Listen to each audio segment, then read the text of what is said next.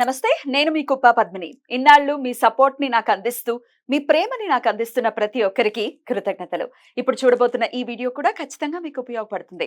Like, share and subscribe చేసి మీ ఇష్టాన్ని అలాగే మీ సపోర్ట్ ని నాకు అందించండి. అలాగే ఈ వీడియో పట్ల మీ అభిప్రాయాన్ని కమెంట్ సెక్షన్ లో కమెంట్ చేసి నాకు తెలియజేయండి. నమస్తే. నమస్తే, వెల్కమ్ టు అవర్ ఛానల్. నేను పద్మిని. ప్రస్తుతంతో పాటు ప్రముఖ ఆధ్యాత్మికవేత్త, ప్రముఖ న్యూమరాలజిస్ట్ లక్ష్మీ నరసింహస్వామి ఉపాసకురాలు శ్రీమతి స్రవంతి గారు మనతో పాటు ఉన్నారు. మాట్లాడదాం. నమస్తే అక్క. నమస్తే పద్మిని. అక్క, అష్ట కష్టాలు అనే విషయాన్ని వింటూనే ఉంటాం. ఏమండి, మేము అష్ట కష్టాలు అనుభవిస్తున్నామండి, ఏం చేయాలో తెలియట్లేదు, ఈ అష్ట కష్టాల నుంచి బయటపడటం అంటే ఒక్క సమస్య తీవ్రంగా ఉన్నా కూడా వాటిని అష్ట కష్టాలుగా ఫీల్ అవుతూ ఉంటారు. అసలు ఏమిటి అష్ట కష్టాలు అని అంటే, వీటి నుంచి బయటపడాలంటే ఏం చేయాలక్క? అష్ట కష్టాలు అంటే దేశాంతర గమనం. మనం పుట్టిన దేశం వదిలేసి వేరే దేశానికి వెళ్ళడం. ఇప్పుడు షోక్గా ఉంది, ఇది షోక్గా ఉంది కానీ అక్కడికి వెళ్తే మనం అక్కడ పితృకార్యాలు ఏవి చేసినా కూడా అవి వాళ్ళకి అందం. అందుకని అది అష్ట కష్టానికి దారి తీస్తుంది కదా. మరి ఎప్పుడైతే నువ్వు పితృదేవతల్ని శాంతిపరచలేదు, ఎప్పుడైతే పితృదేవతలకి ఇవ్వవలసిన ఇంపార్టెన్స్, గుర్తింపు లేదో, అప్పుడు ఖచ్చితంగా అష్ట కష్టాలు అనేవి వస్తాయన్నమాట. సో ఏవైతే మనని కష్టానికి లీడ్ చేస్తుందో ఆ పని చేయడం కూడా అష్ట కష్టం కిందకే మనం చూసుకోవచ్చు. అలా మనం దేశాంతర గమనం ఒకటి, అలాగే భార్య వియోగం.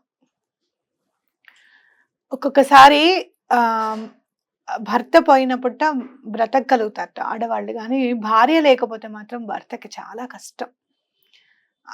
అయ్యో పాపం ఆయన ఎలా ఉంటారా అనిపిస్తుంది. అలా బెంగ పెట్టుకొని వెంటనే 2-3 years లో పోయిన వాళ్ళు కూడా ఉన్నారు.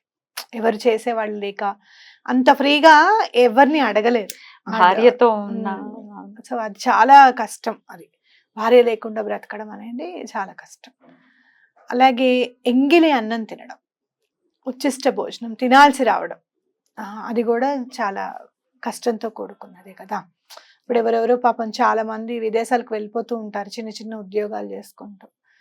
అక్కడ తప్పదు ఒక్కొక్కసారి. ఏం చేస్తామండి, అలాంటివన్నీ పట్టించుకోకూడదు కాబట్టి బ్రతుకుని వెళ్ళదీసేస్తున్నాము అని చెప్తూ ఉంటారు. అలాగే చాలా. అలాగే పరాన్న ప్రతిక్షణం అంటే ఏంటంటే, నువ్వు అన్నం తినాలి అంటే అవతల వాళ్ళు పెడతారా లేదా అనే దాని మీద. నీ ఇంట్లో నువ్వు ఉండి కూడా ఒక్కొక్కసారి పెద్ద వయసు వచ్చేస్తే కోడలు వచ్చి అన్నం పెట్టాల్సిందే కదా. లేచి వెళ్ళి తినలేము, కష్టంలో ఉంటారు, మంచం మీద ఉంటారు, చేయించుకోవాల్సి రావడం, అవతల వాళ్ళు పెడితే తినాలి లేకపోతే లేదు అనే స్థితిలో ఉన్నప్పుడు కూడా అది అష్ట కష్టం కిందకే వస్తుంది అనమాట. అట్లాగే దారిద్ర్యం అంటే ఏది చేయాలనుకున్న పని ముందుకెళ్ళకపోవడం, డబ్బులు ఉండకపోవడం, భగవంతుడు పూజ చేద్దామంటే కూడా అది ఆగిపోవడం, ఇలాంటిది కూడా అన్ని దరిద్రం కిందకే వస్తాయి కదా. అది ఒకటి. అట్లాగే పూర్వంట చుట్టాలు చెప్పబెట్టకుండా వచ్చేసేవారట. ఉందా లేదా అనేది ఏం ఆలోచన ఉండదు కదా. చుట్టాలు వచ్చారు అంటే ఒక్కొక్కసారి 1 రోజులైనా 2 నెలలైనా ఉండేవారట. పెళ్లికి ముందు 2 నెలల ముందు వచ్చి పెళ్ళయ్యాక 2 నెలలు వెళ్ళిన వాళ్ళు కూడా ఉండేవాళ్ళు. అలాగే చూసేవాళ్ళు, వాళ్ళని వెళ్ళమని చెప్పేవాళ్ళు కాదు. ఓపికలక్క చాలా. మరి అది కష్టం కదా, వీళ్ళందరితో పాటు వాళ్ళని కూడా చూడాలి అంటే. అందులో చుట్టాలు అంటే ఇంటిలిపాది తరలి రావడం అనేది కూడా ఉండేదన్నమాట అప్పుడు. అలాగే అప్రతిష్ట పాలవ్వడం. పిల్లలు ఏమైనా చిన్న చిన్న మిస్టేక్స్ చేస్తే అదంతా కూడా, భార్య మిస్టేక్ చేసినా, భర్త మిస్టేక్ చేసినా, అదంతా కూడా బయటంతా ప్రతిష్ట కోల్పోవడం కూడా, అది కూడా అష్ట కష్టం కిందకే వస్తుంది. అలాగే శత్రు స్నేహం, శత్రువులతో స్నేహం చేయాల్సి రావడం ఎంత కష్టం. అది మనసులో ఉన్నదంతా భయం కానీ బాధ కానీ. శత్రు స్నేహం అంటే ఒక్కొక్కసారి మనని అవమానించిన వాళ్ళకు కూడా మనం పీటేసి కూర్చోబెట్టాల్సిన పరిస్థితి వస్తుంది. అది కూడా అష్ట కష్టమే కదా. మనసుని చంపుకోవాలి, తప్పదు అనుకొని చేయాల్సిన పని అనమాట. సో ఇవన్నీ కూడా అష్ట కష్టాల కిందకి వస్తాయి. మరి వీటికి ఏంటక్క, దీని నుంచి బయటపడాలంటే ఏం చేయాలి? బయటపడాలి అని అంటే ఇప్పుడు మాక్సిమం మనకు ఉండేది ఏంటి అని అంటే, అవతల వాళ్ళకి భోజనం పెట్టడం చాలా కష్టం ఈ రోజుల్లో.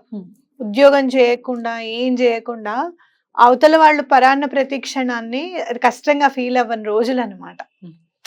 అర్థమైందా నీకు? పిల్లలు కూడా మమ్మల్ని కన్నావు కాబట్టి నువ్వు పెట్టాల్సిందే, దేనికోసం కన్నావు నువ్వు అని అడిగే పరిస్థితుల్లో ఉన్నాం మనం ఇప్పుడు.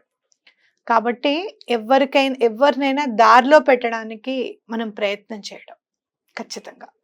అలా చేయడానికి లేకపోతే గనక ఉమ్. ఆ ఎవరినైనా సలహా తీసుకొని ఆ ప్రాబ్లమ్ని సాల్వ్ చేసుకోవడం. అప్రతిష్ట పాలవ్వకుండా ఉండాలి అని అంటే మనం ఇంట్లోనే ముందు సరిదిద్దుకోవాలి. లేదు అంటే గనక వాళ్ళని సరైన దారిలో పెట్టాలి. ఇది ఒకటి భగవంతుడు మాత్రమే చేయగలిగే పని ఇది. మనం ఎవ్వరం కూడా ఈ అష్ట కష్టాల నుంచి బయటపడాలి అంటే భగవంతుడిని నమ్మడం అనేది చాలా ఇంపార్టెంట్. ఓకే. నేను చేశాను నాకు అవ్వట్లేదు, నేను చాలా చేశాను నాకు అవ్వట్లేదు అంటే నీ కర్మ పరిపక్వం అయినాడు భగవంతుడు ఒక్క క్షణం కూడా ఆగడు. అయితే ఎటువంటి పరిస్థితుల్లోనూ గురువుని నమ్మడం. మరి గురువుని ఎవరినయ్యా నమ్మాలి? మేము అక్కడికి వెళ్ళాం మోసపోయాం, ఇక్కడికి వచ్చాం మోసపోయాం అని అనుకుంటున్నా చక్కగా దత్తాత్రేయ స్వామిని శ్రీపాద శ్రీవల్లభులుగా ఆయన అవతరించారు కాబట్టి, అలాగే నరసింహ సరస్వతి స్వామిగా అవతరించారు కాబట్టి ఆయనను దర్శనం చేసుకోవడం, పిఠాపురం వెళ్ళడం, లేకపోతే గాండ్గాపురం వెళ్ళడం, ఇలా చేయడం అనేది చాలా ఇంపార్టెంట్. కాళ్ళు పట్టుకుంటే గురుపాదుకలు అనేవి మనం మదిలో ప్రతిష్ఠింపజేసుకుంటే ఎంతటి కష్టమైనా తొలగించగల శక్తి దత్తాత్రేయ స్వామికి ఉంది అని ఖచ్చితంగా చెప్పుకోవచ్చు అనమాట. తప్పకుండా మీరు గాండ్గాపుర దర్శనం తప్పకుండా చేసుకోండి. అసలు ఎలాంటి కష్టాలైనా కూడా తొలగించేస్తారు స్వామి. మీ వెంటే ఉంటారు. ఒకసారి గాండ్గాపురం వెళ్ళిన తర్వాత స్వామి వదలరు, మన వెంటే ఉంటారు.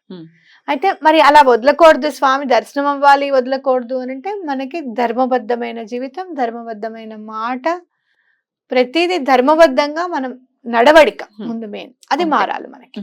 అది ఖచ్చితం. నువ్వేదో నీ ఇంట్లో వాళ్ళకి నువ్వు ఆస్తి సరిగ్గా ఇవ్వకుండా వాళ్ళని ఇబ్బంది పెడుతూ, తమ్ముళ్ళని చెల్లెళ్ళని తమ్ముళ్ళ అన్నగారులని ఇబ్బంది పెడుతూ, ఆడపిల్లలకి ఇవ్వకుండా నీ ఇంట్లో ఆడపిల్ల సుఖంగా ఉండాలి అనుకోవడం పొరపాటు. జరగదు అది. అంతే కదా. అంతే.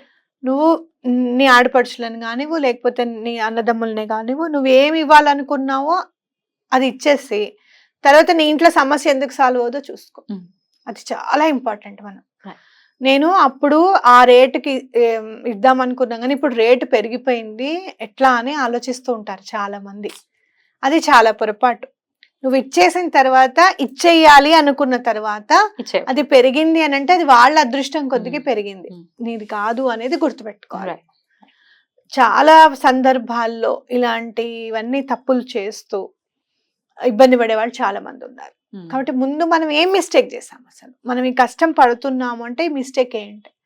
నేను అట్లా డబ్బు గురించి ఆలోచించాను, మా అమ్మ చేసిన మిస్టేక్ ఏంటనేది నేనే చూశాను కళ్ళారా. హో ఇలా కాదు అనుకున్నప్పుడు ప్రతి క్షణం నన్ను నేను తరచి ఒక్కొక్కసారి పడకుండానే అమ్మో ఇలా కాదు అని చెప్పి మనల్ని మనం సరి చేసుకుంటాం. కానీ ఎప్పటికైనా మనల్ని మనం సరి చేసుకోవడం అనేది చాలా ఇంపార్టెంట్. రైట్. అలాగా అంటే ఒక పాత్ ని చూపించాలి, డెఫినెట్ గా ఒక అవేర్నెస్ అనేది ఉండాలి అనే ఉద్దేశంతో ఈ ప్రశ్న అడగడం జరిగింది. చాలా అద్భుతంగా వివరించారు. కృతజ్ఞతలు. నమస్తే.